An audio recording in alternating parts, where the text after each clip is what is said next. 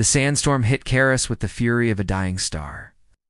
Jenna Reeves pressed herself against the rocky outcropping. Her environmental suit's filters working overtime against the crimson dust that turned day into twilight. She had been tracking the rare water blooms that somehow thrived in this desert hellscape when the weather turned violent. Through her visor's display, she watched her oxygen levels tick downward. The research station was 8 kilometers away across terrain that would shred her suit in minutes. Her only option was the emergency shelter she'd spotted earlier. Natural cave formation near one of the planet's few surface water sources, fighting against wind that threatened to lift her off her feet. Jenna stumbled toward the shelter. The cave mouth appeared through the swirling dust like a blessing. She dove inside, immediately feeling the blessed stillness after hours of battering wind. That's when she saw her. The figure lay crumpled beside a shallow pool of precious water. Elongated limbs twisted at unnatural angles. Jenna's breath caught. She was looking at her first living Veil 3. One of the indigenous people who had avoided contact with the human research teams for decades. The alien woman was beautiful in an ethereal way that made Jenna's chest tighten. Her skin held a subtle luminescence, like moonlight on water, and intricate patterns that might have been tattoos or natural markings traced along her arms and neck. Most striking were the delicate gill-like slits along her throat, now barely moving. Jenna activated her suit's medical scanner and immediately understood the crisis. The readings showed severe dehydration and what appeared to be some form of toxin in her system. Despite lying next to water, the Veil 3 woman was dying of thirst. Without hesitation, Jenna activated her suit's water recycling system and filled her emergency hydration pack. The irony wasn't lost on her. She was about to give water to someone who lived on a planet where humans had to manufacture every drop they consumed. Kneeling beside the unconscious woman, Jenna gently lifted her head. The alien's features were delicate but angular, with high cheekbones and slightly pointed ears. Her hair, a deep blue black, had been elaborately braided but now lay matted with dust and sweat. "Come on," Jenna whispered, bringing the water tube to the woman's lips. Just a little. The first drop seemed to work like magic. The gill slits along the alien's throat fluttered, and her lips parted slightly. Jenna gave her more, watching. As color began to return to the luminescent skin, the woman's eyes remained closed, but her breathing deepened and steadied. For the next 3 hours, as the storm raged outside, Jenna monitored her patient.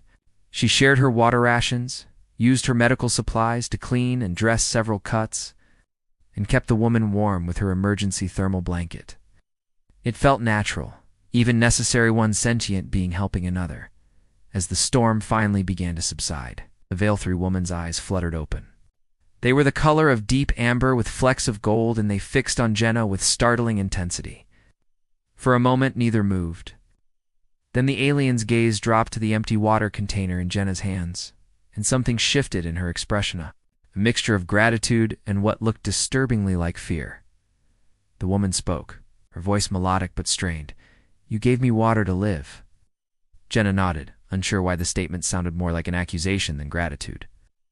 "Then by the ancient laws of my people," the woman continued, struggling to sit up, "I am bound to you until death claims us both." Nyx Veil 3 had awakened expecting death. Instead, she found herself staring into the strange round eyes of a humanist species her people whispered about in the sacred caves, but had never formally acknowledged.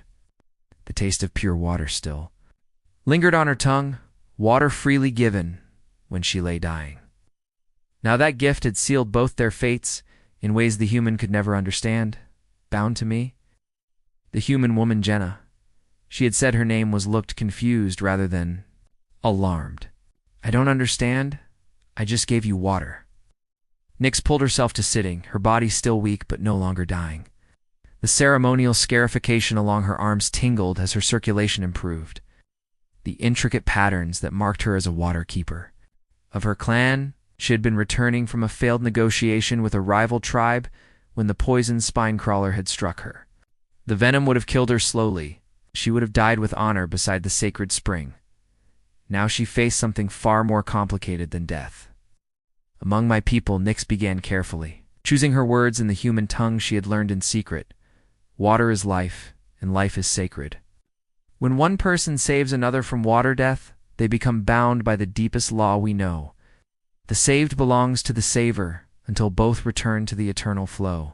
Jenna's eyes widened behind her strange, transparent face covering. Belongs? Like ... property. A property, Nick said quickly, though she understood the human's horror. The bond is deeper than ownership. It is responsibility, protection, shared fate. The one who gives life water becomes responsible for the life they preserved. The one who receives must serve and protect the giver in return.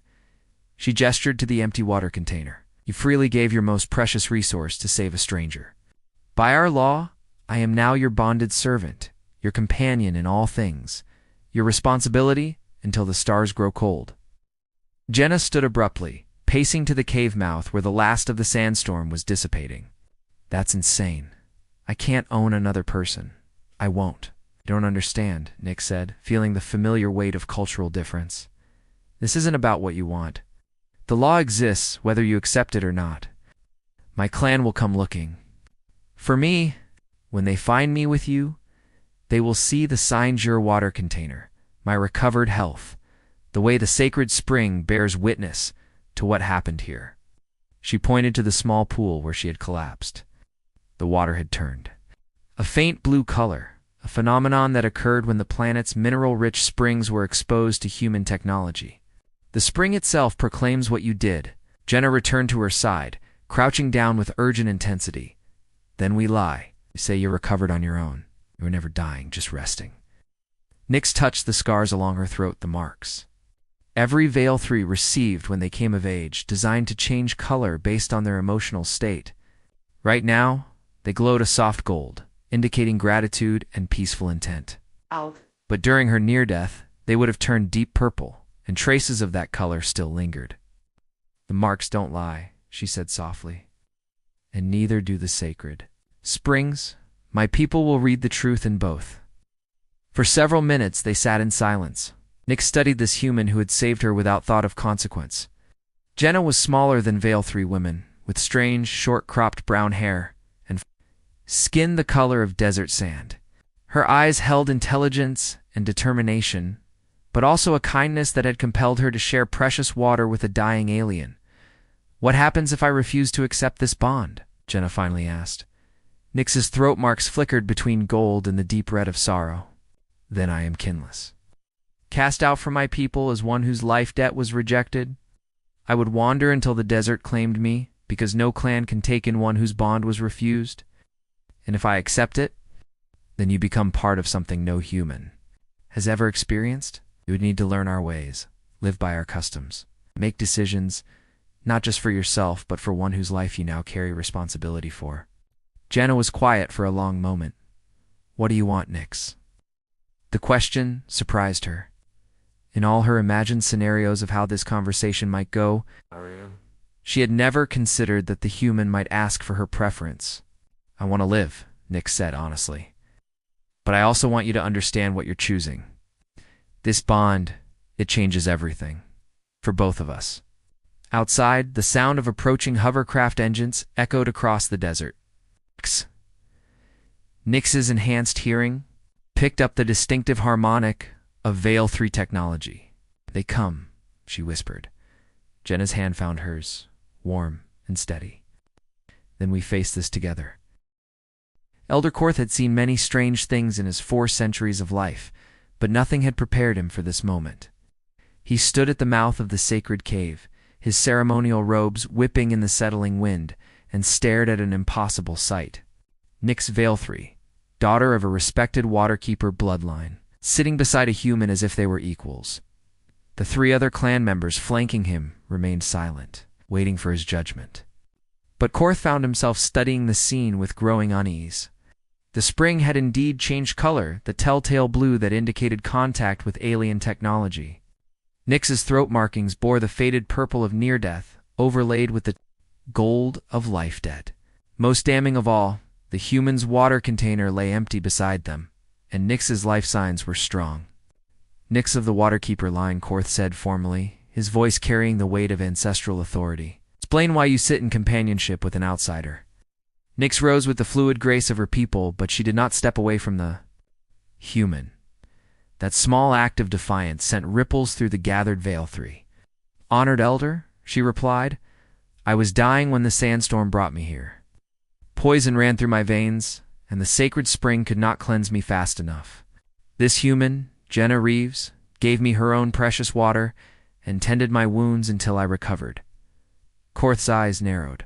Speak as if this outsider understood our ways. She understood the universal law that transcends culture, Nyx said firmly. The preservation of life. The Humong Jenna stood as well, and Korth was struck by how small she seemed compared to Nyx's willowy height. Yet there was something in her bearing that reminded him uncomfortably of young warriors facing their first trial. I don't fully understand your customs, Jenna said, her pronunciation of their language rough but comprehensible. But Nyx has explained the water bond law to me. Korth felt a chill run down his spine. In all his years as clan elder, he had never faced such a situation. The water bond was sacred, inviolate. It had governed Veil-3 society since the first settlements on Karis, but it had also never been tested across species lines. The law states that one who saves another from water death. Commander Dex Morrison's boots hit the dusty ground of Karis with more force than necessary, his mood as dark as the storm clouds still dissipating on the horizon. 3 days of radio silence from his best xenobotanist, while she was supposedly conducting routine research in one of the most dangerous sectors of this hellscape planet. His extraction team spread out in standard formation as they approached the cave system where Jenna's emergency beacon had finally activated. What they found there defied every protocol in the Colonial Science Division handbook. Jenna stood beside a tall, luminescent alien who could only be one of the native Veil-3. Both were flanked by what appeared to be an entire clan delegation, complete with an elderly alien in elaborate ceremonial robes.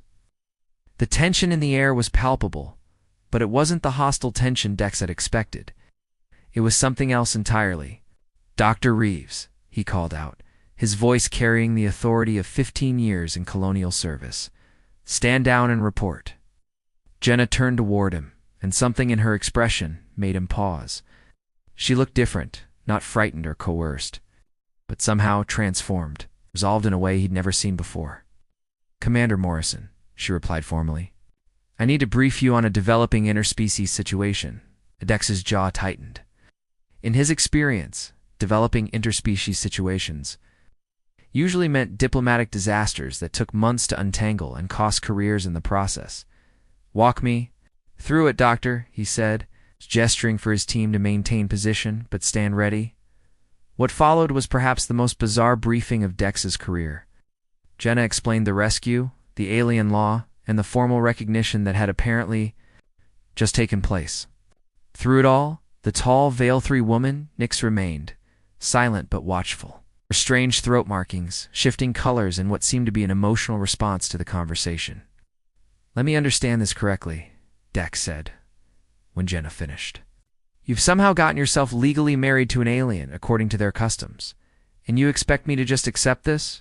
It's not marriage, Commander, Jenna replied patiently. It's more complex than that. It's a life bond based on mutual responsibility and protection. Sounds like marriage with extra steps, Dex muttered, then addressed the elderly Veil-3. Elder ... Korth. Was it? I respect your customs, but Dr. Reeves is under Colonial Science Division authority. She has obligations to her own people. Elder Korth regarded him with ancient eyes that held surprising wisdom. Commander Morrison, your Dr. Reeves saved the life of one of my clan using your people's resources. By doing so, she created obligations that exist whether your government recognizes them or not. With respect, those aren't our laws, Dex replied firmly.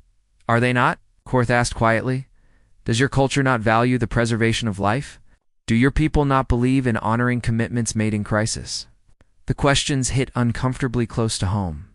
Dex had built his career on protecting his people and honoring his obligations to them. The parallels were disturbing.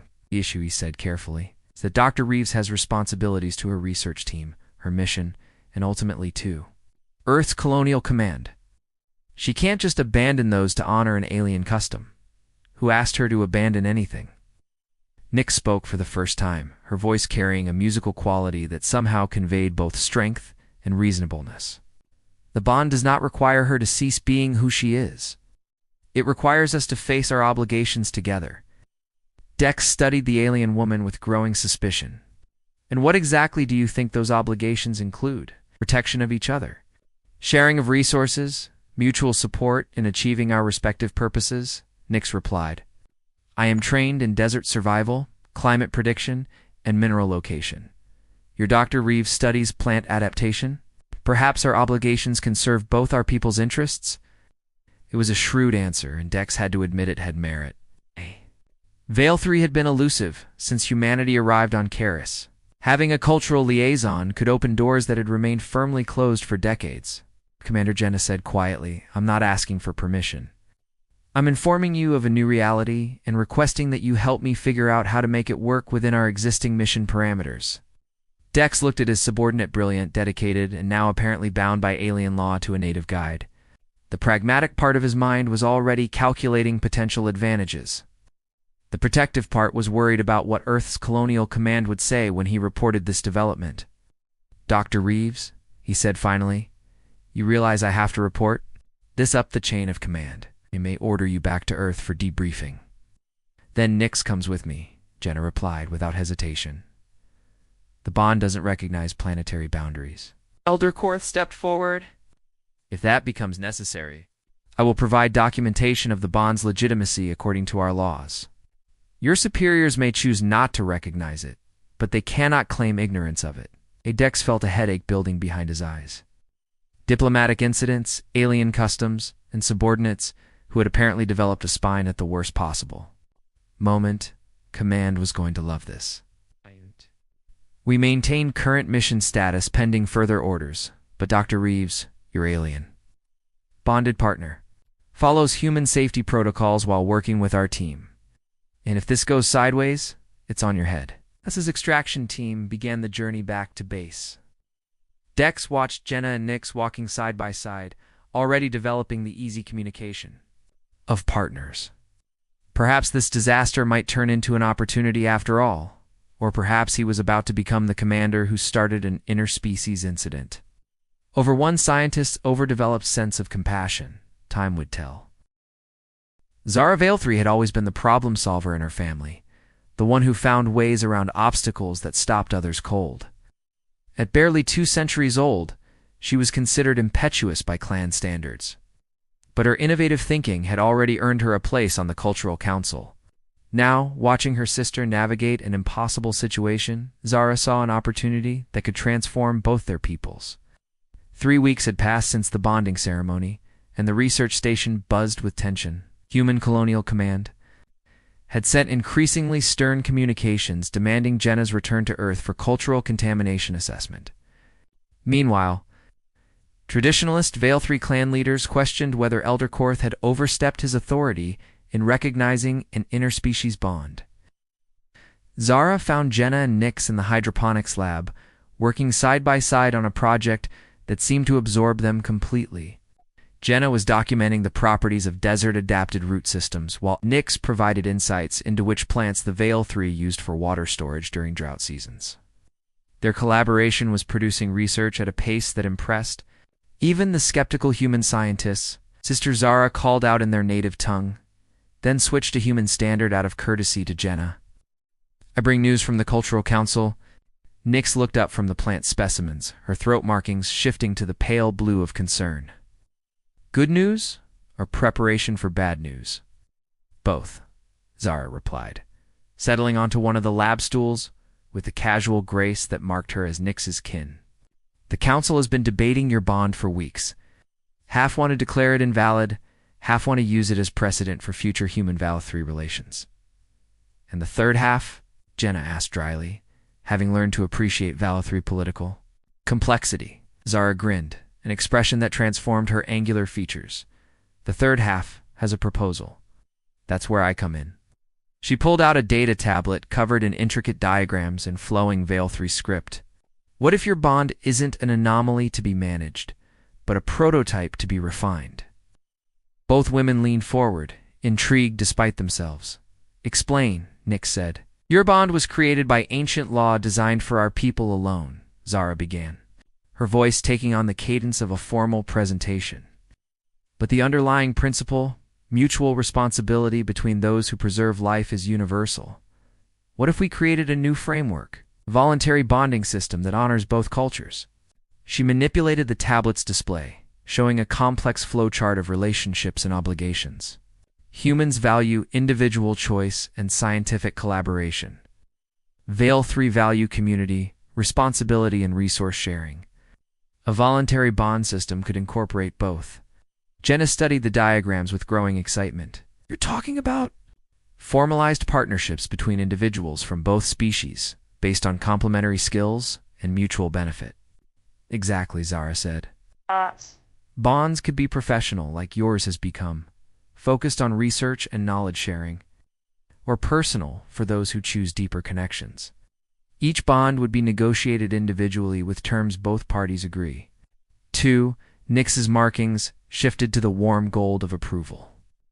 "It would give humans a way to work with our people without accidentally triggering ancient laws they don't understand. And it would give our people a way to adapt to a galaxy where isolation is no longer possible," Zara added. "Your bond proves it can work. You've advanced both your research and our understanding of human culture." For several minutes, they sat in contemplative silence. The implications were staggering. Formal framework for interspecies cooperation could transform not just human veil-through relations, but serve as a model for contact with other alien cultures humanity might encounter. "There's one problem," Jenna said finally. "My government wants me back on Earth. Your traditional clans want to pretend humans don't exist. How do we convince both sides to try something this radical?" Zara's grin widened. "We show them success. You two have produced more collaborative research in 3 weeks than our peoples managed separately in 3 decades. Your bond has made both of you more effective, not less." She pulled up another screen on her tablet. "I've been documenting your work, your innovations, the ways your different perspectives have enhanced each other's capabilities. The data is undeniable." Nix reached over and squeezed Jenna's hand, a gesture of support that had become natural. "Between them, we present this as expanding opportunity rather than changing tradition. The council might approve a pilot program," Zara finished. "And if your commander sees the research benefits, he might support it to Earth Colonial Command," Jenna said, her voice gaining excitement. "Zara, this could work." 6 months later, Jenna stood in the newly constructed Cultural Exchange Center, watching the first group of voluntary bond candidates meet for their initial compatibility assessments. Humans and Veil 3 moved together through carefully designed introduction exercises, seeking partnerships that would benefit both individuals and both cultures. Her own bond with Nix had evolved into something neither of them had expected, a deep friendship built on mutual respect and complementary abilities. They had become living proof that different species could work together as equals, each contributing their unique strengths to shared goals. Elder Korth approached, his ancient features showing something that might have been pride. "Your sister has wisdom beyond her years," he said to Nix in their native tongue. "She always did," Nix replied. "She just needed the right problem to solve." Jenna watched a young human engineer excitedly discussing water reclamation with a Veil 3 climate specialist, both of them already sketching plans on a shared tablet. This was just the beginning. Other alien cultures were watching humanity's first successful interspecies partnership program with great interest. The water bond that had begun with one act of compassion in a sandstorm had become the foundation for something unprecedented in galactic history of voluntary, egalitarian framework for cooperation between species. And at the center of it all was a simple truth that transcended culture and biology. Life was precious, its bonds were sacred, and the future belonged to those brave enough to build it together. The end.